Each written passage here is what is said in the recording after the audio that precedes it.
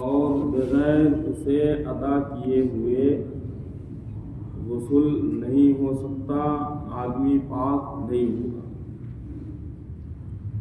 سب سے پہلا فرض یہ ہے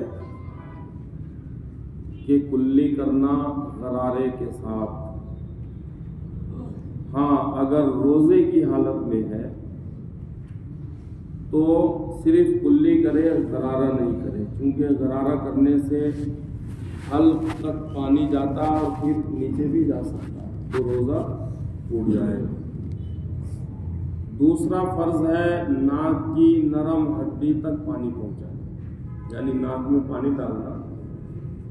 تیسرا فرض ہے پورے بدن پہ پانی بہانا، جسم کا کوئی حصہ باقی نہ رہے۔ اگر ایک بال کے برابر بھی کوئی جگہ خشک رہ گئی، سوکھی رہ گئی تو غسل نہیں ہوگا۔ یہ تو فرض ہے اور اسے ہر مسلمان کو یاد رکھنا ضروری ہے، کیونکہ بغیر فرض ادا کیے ہوئے غسل نہیں ہوگا، اور جب غسل نہیں ہوگا تو آدمی پاک نہیں ہوگا۔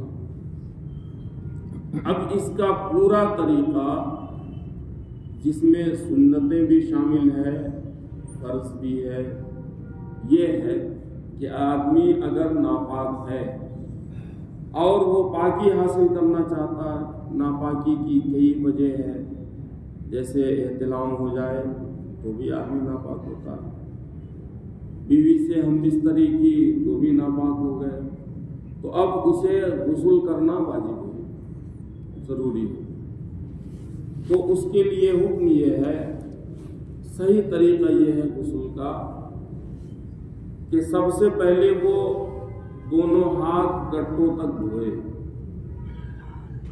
پھر اس کے بعد استنجے کی جگہ کو دھوئے، پھر بدن میں کہیں بھی نجاست گندگی لگی ہے تو اس جگہ کو دھوئے، اور اس کے بعد نماز جیسا وضو کرے، جس طریقے سے نماز پڑھنے کے لیے وضو کرتے ہیں تو ویسا وضو کرے، اور وضو کرنے کے بعد پھر پورے بدن پہ پانی چپڑ لے، اور پھر اس کے بعد 3 مرتبہ ادھر داہنی طرف، 3 مرتبہ بائیں طرف، پھر اوپر پانی ڈال کے صابن وغیرہ لگا کے اچھی طرح سے غسل کرے، نہا لے، آدمی پاک ہو جائے گا۔